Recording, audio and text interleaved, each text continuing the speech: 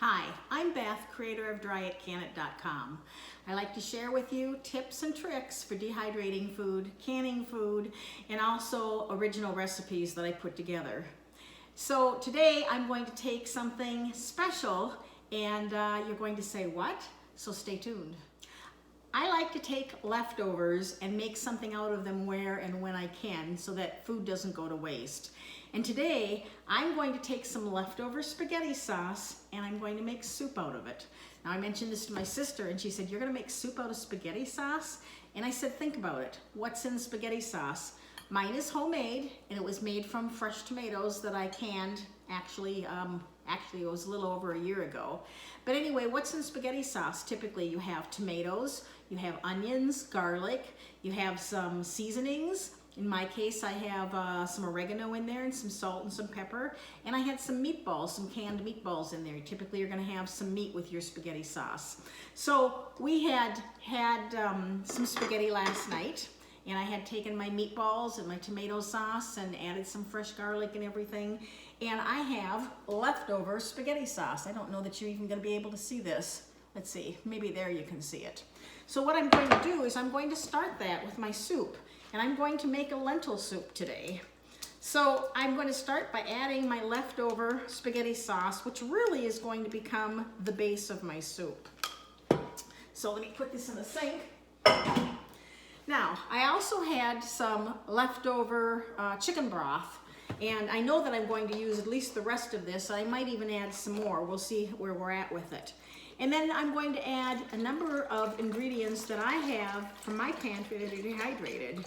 Now, because I'm going to make a lentil soup, I know that I'm going to need a good amount of broth, not only to rehydrate my vegetables, but also liquid to absorb the lentils. So what am I going to put in my soup? This isn't really a recipe, so I'm just going to go with what I want to have in it. And I'm thinking vegetable soup. Now, I need to grab something to open up my cans, so I will be right back. All right, so when I have my dehydrated vegetables, I put them in jars and I tend to vacuum seal them. I usually do put the covers on them too, just for extra protection to make sure that they stay sealed. So the first thing I'm going to do is I'm going to add some carrots. Dehydrated carrots are really one of my favorite foods to dehydrate because they come back pretty much to their original shape. So I'm basically just going to add a good handful of carrots. They're nice and healthy. They are high in vitamin A and C, I think. I'm going to add some corn. And my little trick to my lids is my canning lids, I take and I reuse them for my dehydrated product, and I just mark them with a little X so I know that they've been used. And then I just open my cans with some kind of a knife or something. So I have some dehydrated corn.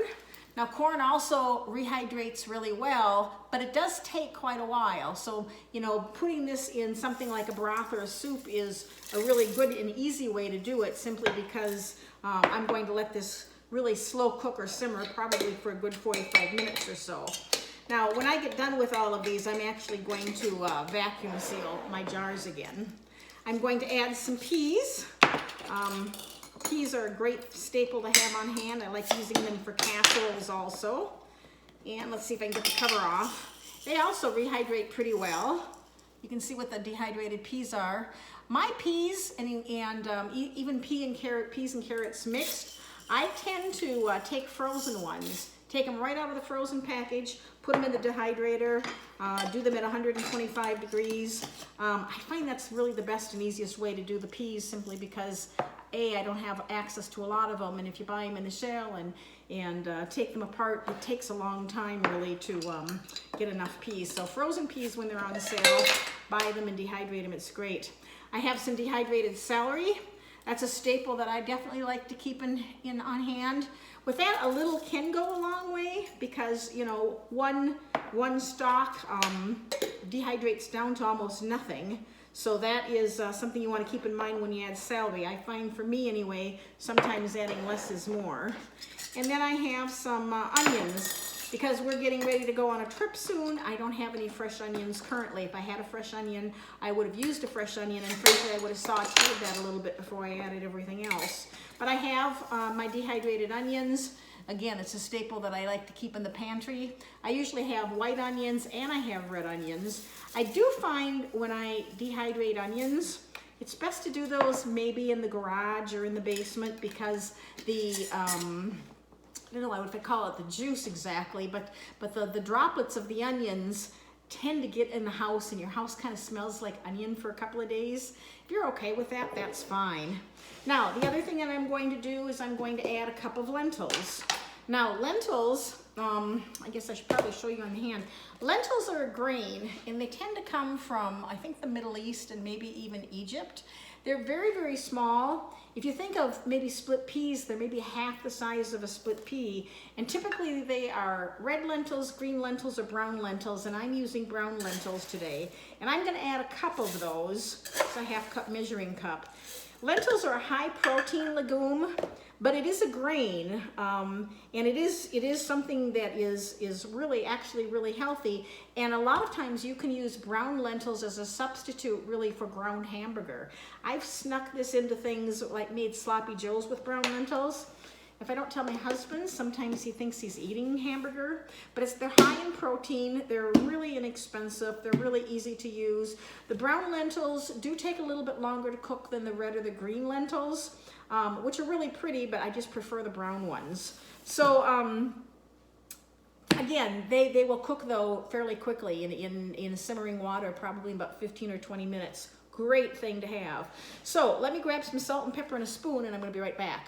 Now, in my spaghetti sauce, I did have some oregano, but I'm going to add a little bit more oregano now since I'm making a soup and since I have a number of other vegetables. So I'm adding maybe about a teaspoon. But you can, again, use whatever herbs you want. I'm going to use a really good pinch or two of salt because I have all these vegetables in and I haven't salted those. And I'm going to add a good pinch of pepper. Now, I will probably taste this and season it after I'm all done cooking it, but this is a good way to get started. Now let me show you what this looks like at the moment. All right, you can see I've got everything into the pot there.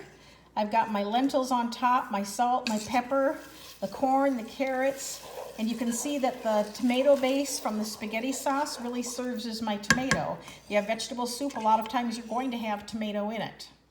All right, so once I stirred everything up, I knew that I needed to add some more liquid. Again, the lentils need moisture and the dehydrated vegetables do too. So I'm going to add another quart of chicken broth. Now, chicken broth, beef broth, they all are gonna add flavor. I don't have beef broth and this will work out fine. So what I'm going to do then is I'm going to put this on the stove and I'm going to simmer it for probably 30 to 40 minutes. Basically, I want to make sure that my corn especially gets tender, and I want to make sure my lentils are fully cooked.